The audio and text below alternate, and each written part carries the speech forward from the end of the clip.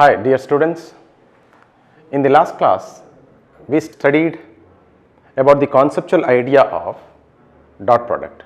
Today we shall solve some of the problems based on dot product. So the first problem is, let us suppose that we have a vector which I say is given as 2i plus 3j say plus 4k. This is one vector. The second vector I say vector b, let us put this way, I have I minus j say plus k.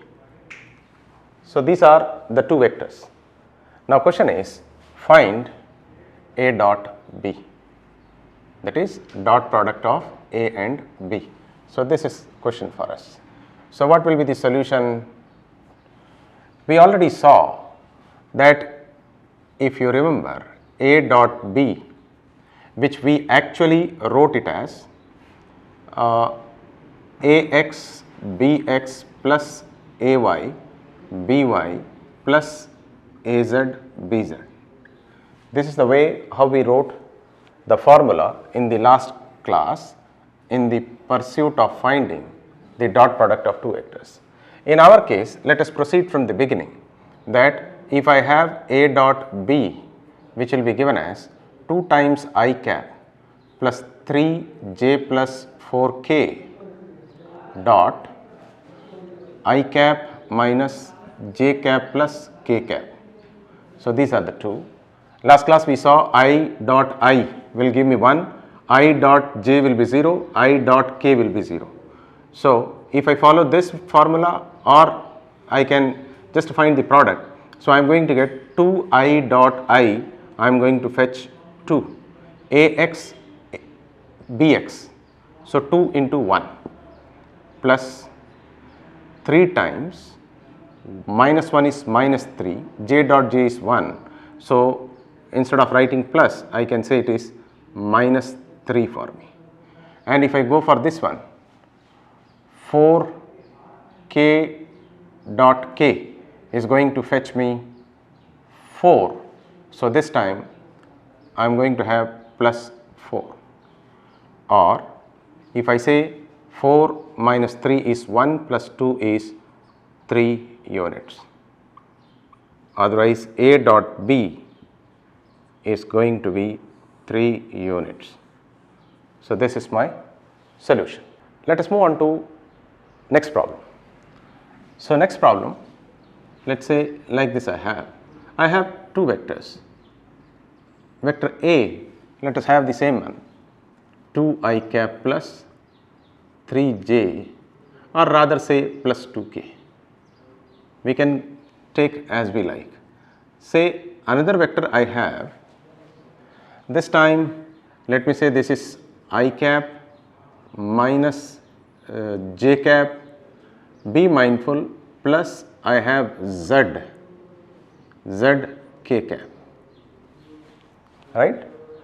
I repeat, 2i cap plus 3j cap plus 2k cap, I cap minus j cap plus z k cap. Now the question is, we have to find the value of z such that the two vectors are perpendicular to one another. Okay. So find the value of z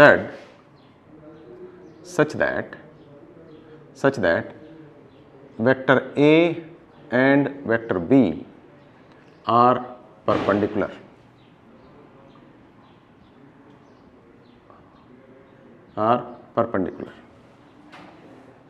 So now how to go about it?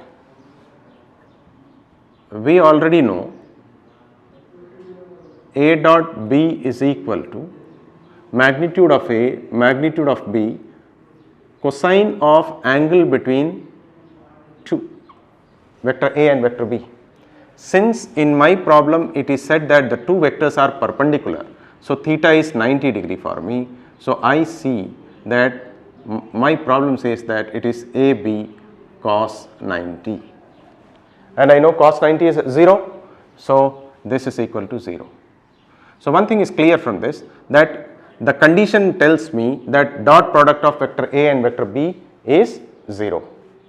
Now I can find the dot product between the two vectors. So A dot B, which is going to be, if I go by this formula, so I will have AX into BX. So 2 into 1 is 2, 2 into 1 is 2, and 2 into 1 is 2, then AY BY. So let me put minus 3. If I go here, I am going to have plus AZ BZ. So it is 2 into Z is 2Z. This is going to be dot product. For me the condition says it is 0. I have to find the value of Z.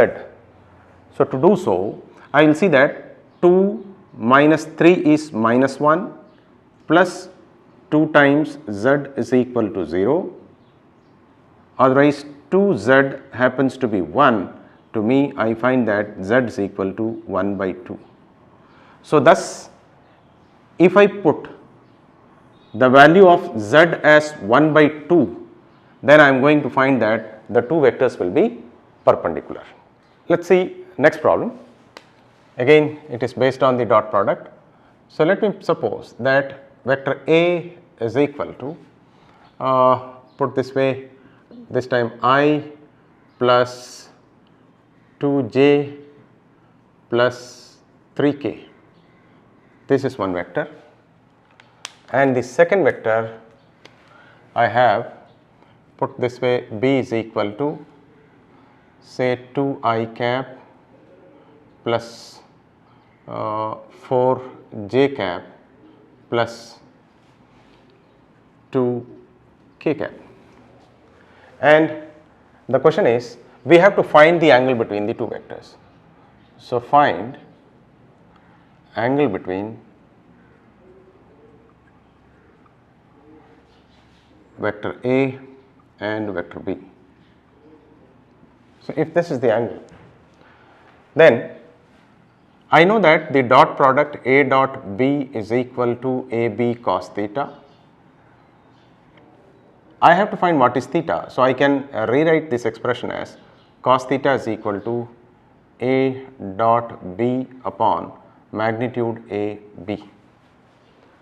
Otherwise, I can have theta is equal to cos inverse of A dot B upon AB.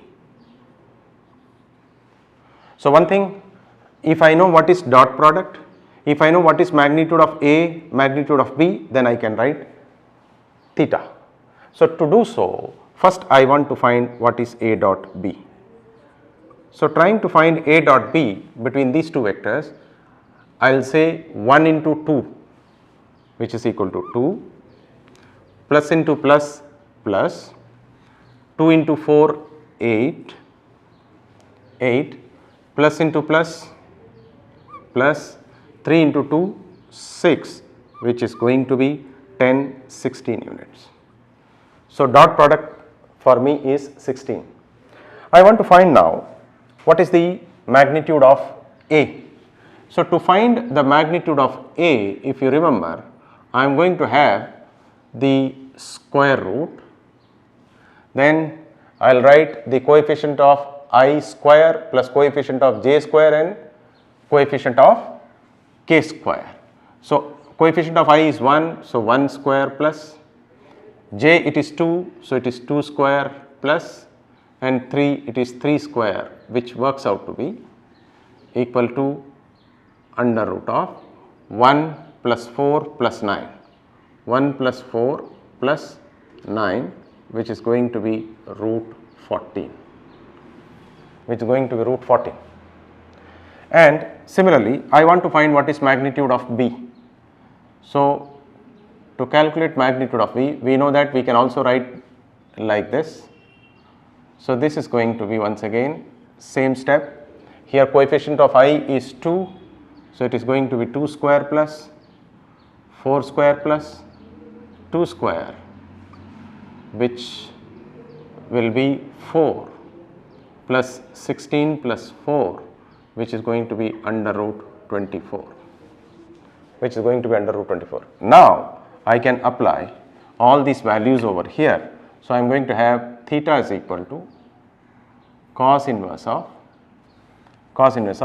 dot product is 16 upon I will have root 24 into root 14. So, this is going to be the value of the angle between the vectors A and B. Let us solve another problem. Let me suppose that I have two vectors and I want to calculate what is one component of vector along the other vector. Let us see what is the problem here.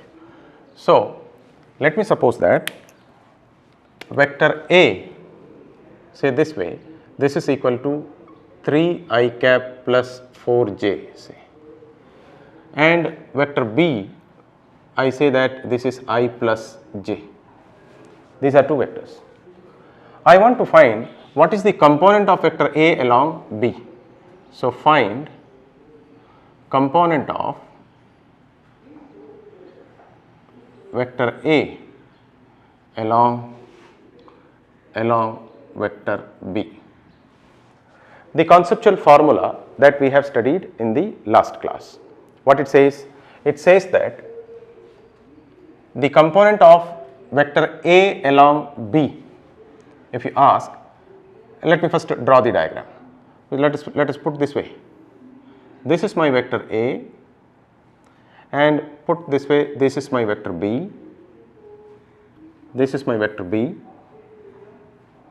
and the angle between them is theta.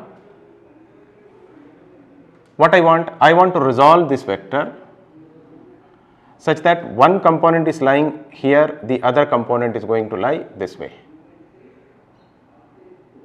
This is one component and this is the next component. This component is going to be A cos theta. This is going to be A cos theta, this one. This component is going to be A cos theta and this is A sin theta. So, what my interest is? My interest is to calculate this A cos theta along vector. This is the component that is lying along B. So, I want A cos theta. So, already we know that A cos theta is directed along vector B. So, I shall put this as like this. Okay, that means this is magnitude and unit vector which has a direction along B. So, this is the component of vector A lying along B. So, this can be written as A cos theta can be written as A dot B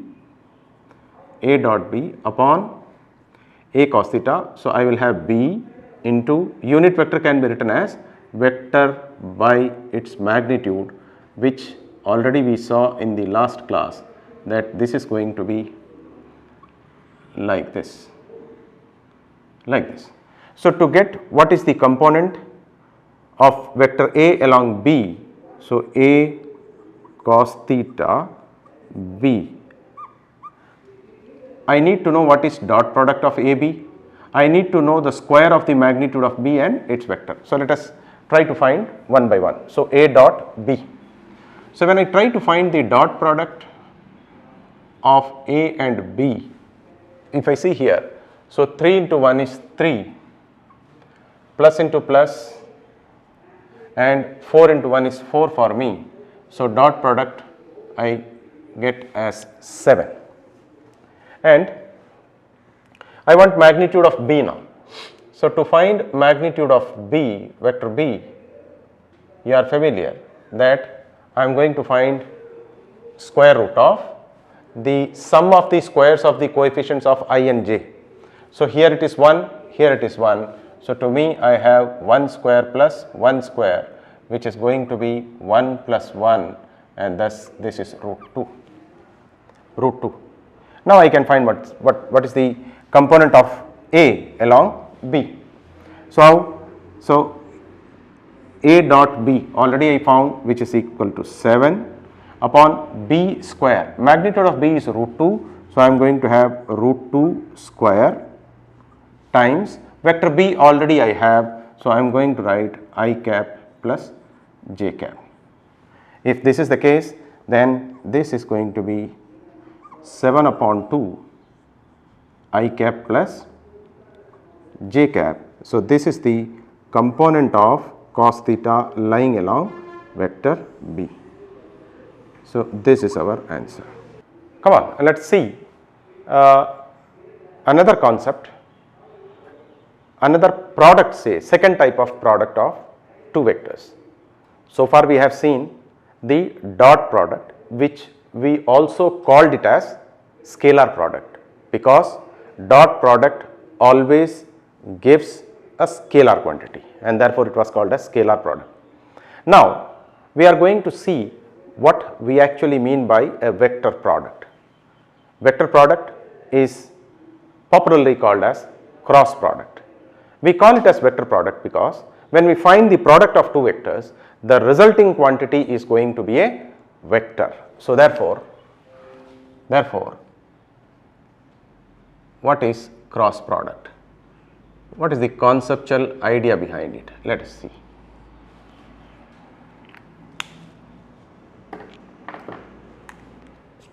Let us try to see. So, let me suppose that I have a vector which is A here and another vector B, and I say theta is the angle between the two vectors. I want to find what is the cross product of A and B. When I do say so, what I actually mean is, now I am going to resolve this vector B into two components. Definitely I can do. How? See, one component I want along A, the other component I am going to have here. So I shall say that this is the component of B which is lying parallel to A. So let me symbolify this one as B parallel, and another component of B which is exactly perpendicular to vector A. So I am going to say that this is the perpendicular component. Now what do I actually mean by cross product? So see, when I say A cross B, this means that when I find the product of two vectors, I am going to have a magnitude. Now how this magnitude I can find? Simply what I am going to do is, I am going to have the magnitude of vector A. So I shall put this is the magnitude of vector A times the magnitude of the component of this vector which is perpendicular to A. A is a vector. I see that perpendicular to A, which component is for the other vector. So B's component perpendicular to A is B perpendicular. So therefore I am going to have B perpendicular. This is going to fetch me the magnitude of the product. Now we are familiar that when I resolve this one rectangularly, that means the two components are perpendicular to one another. So therefore this resolution is a rectangular resolution. So then B parallel component will be cosine component. So I shall be writing B cos theta, and B perpendicular is another component which I am going to write it as B sin theta. We are familiar with. So therefore B perpendicular is to be replaced with B sin theta.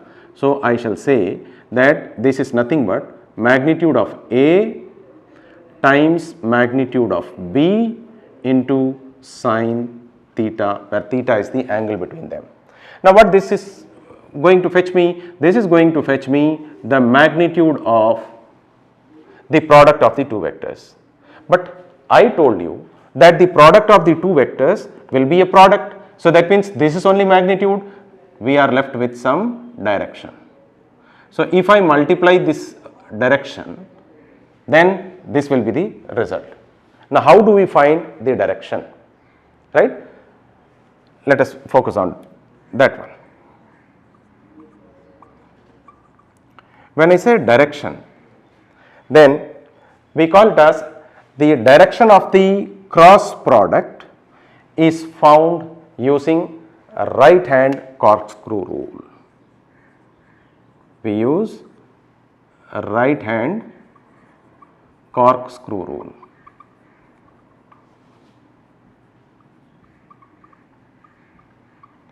right hand corkscrew rule. Now, what is a corkscrew? A corkscrew is a screw which is used by carpenter to drill hole into the wood. You must have seen that he will have a screw type and a handle type. If he rotates that screw, placing it on a wood, you will find that that screw will drill hole onto the wood. That is what we call actually corkscrew.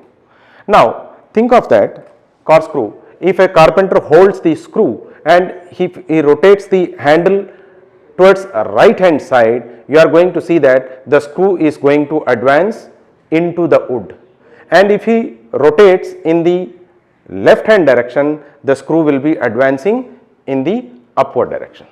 So, the screw can advance in two directions, either it can go into the wood, otherwise it can come out of the wood. It depends upon the sense of rotation, in which direction you are going to rotate the screw. Accordingly, the corkscrew either will go down into the wood or otherwise it will come out of the wood. When we say a right hand corkscrew rule, we selectively take the corkscrew. That means when I rotate the screw in the right hand direction, my screw is going to advance into the wood. Again I say that corkscrew have only two directions, either it can go into the wood, otherwise it can come out of the wood. Keeping this thing in mind, let us move here. I have A cross B.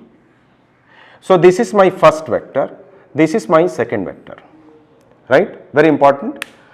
We need to consider which is first, which is second.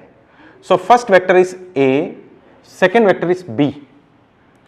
Now, angle between the two vectors is theta, and somebody can claim this can also be treated as angle.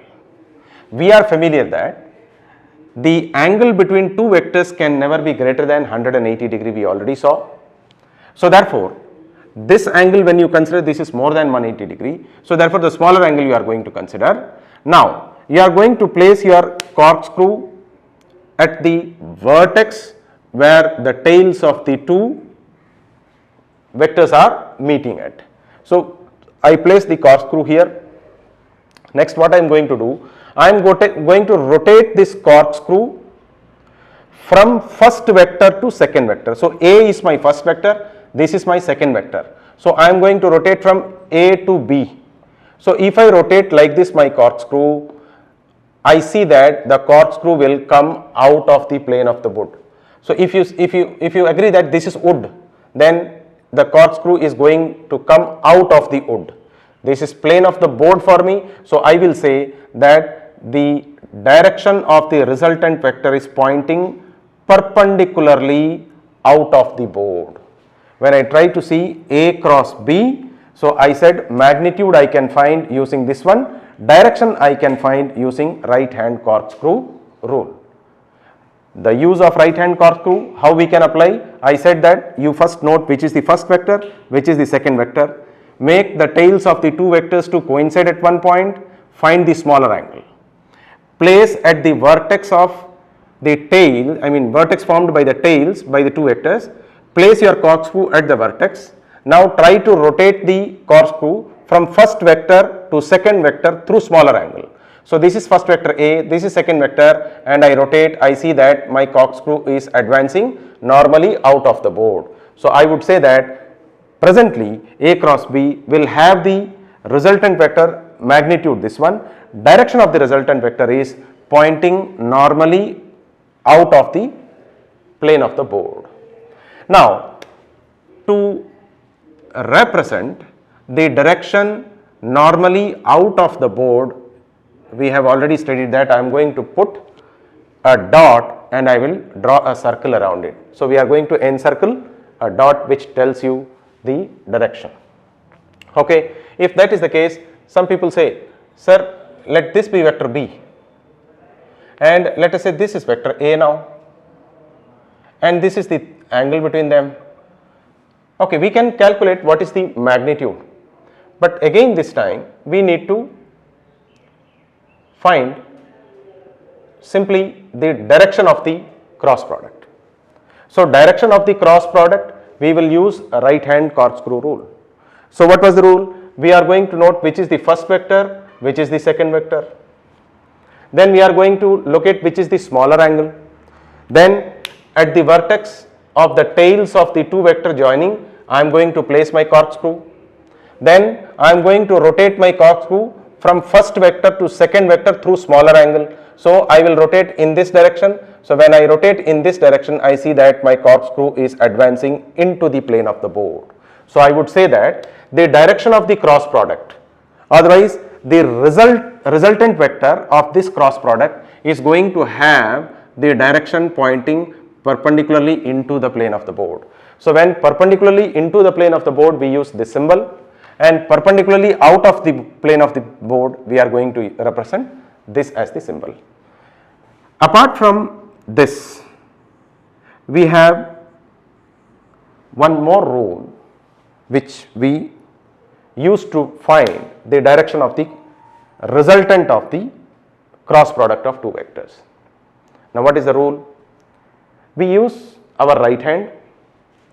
What we do is, we are going to have our thumb stretched outward, rest of the four fingers also stretched outward, in such a way that the thumb is making 90 degree with the rest of the four fingers. So thumb outstretched, rest of the fingers outstretched, such that thumb is perpendicular to the rest of the fingers.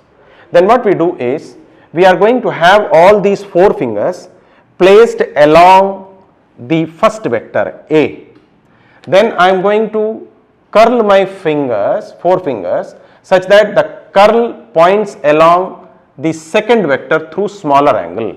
So I place this four fingers along the first vector A, then I am going to curl towards B. I see that thumb is pointing outward. So the thumb is going to represent the direction of the resultant of the product of the two vectors. Product, you are getting a resultant. Resultant vector is going to have direction. The direction is given by the thumb. Just to place the four fingers along the first vector, try to curl the fingers towards the second vector, and the outstretched thumb is going to point along the direction of the resultant vector. Similarly, we can check here. This is the first vector, this is the second vector. So I am going to have my four fingers along the first vector. So first vector is this one. So I am having first vector.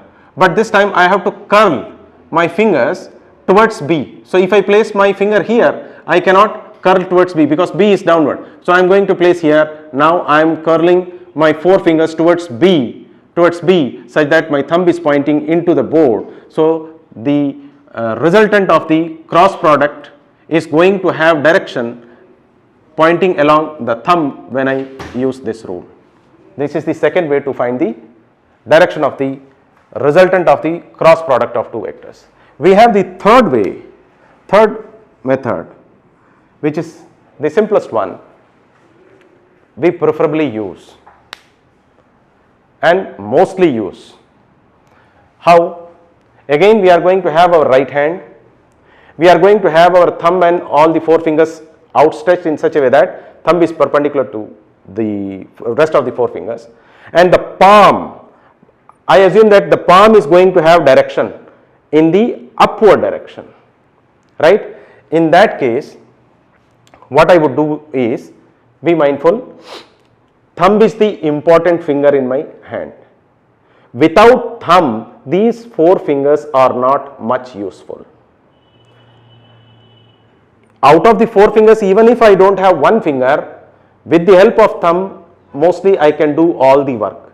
But if there is no thumb, with the help of these four fingers, I cannot do most of the works. So the thumb is the most important finger. I am going to have this outstretched thumb placed along the first vector. For me, A cross B, so I am having towards A, first vector, my thumb outstretched. Towards the second vector B, what I am going to have? I am going to have my rest of the four fingers. So like this. So this is pointing along B, this is pointing along A, then the palm is going to point along the resultant vector outward direction, and this is the case. Similarly, we can apply over here. This is the first one. I am going to place my thumb here, rest of the four fingers on the other side, thumb is pointing into the plane of the board. So this is the direction of the resultant vector. So these are the three different ways how we use to find the direction of the resultant vector. Dear students, cross product plays a pivotal role in physics to understand many concepts. So we must be well versed in finding the cross product. Also, we must be well versed in determining the direction of the resultant vector of the cross product of two vectors. So dear students, today we solved some of the problems based on dot product. Also we have covered the concept of cross product. In addition to this, we have some of the special cases of the cross product as well as some of the properties, and we need to solve some problems based on cross product. We shall see in the next class. Till then, thank you, goodbye.